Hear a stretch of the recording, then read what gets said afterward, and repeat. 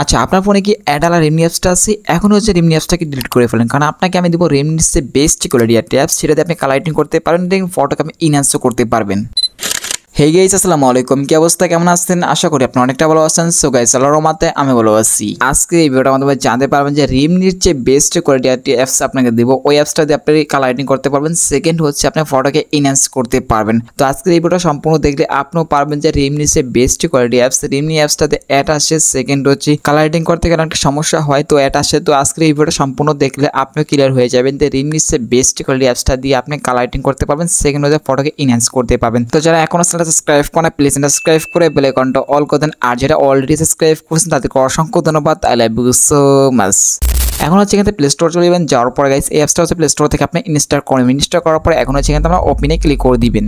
এখন হচ্ছে এখানে একটা অ্যাড চলে আসতে পারে, উপরে প্লাস চিহ্নতে ক্লিক করে অ্যাডটাকে আমরা কেটে দিবেন। এখন হচ্ছে নিচে দেখতে পাচ্ছেন আপনি ইনহ্যান্স, আমি ইনহ্যান্সে ক্লিক করবেন। এখন হচ্ছে গ্যালারি থেকে যে কোনো একটা পিকচার আপনি সিলেক্ট করবেন। এখন হচ্ছে এখান থেকে ওয়েট করবেন।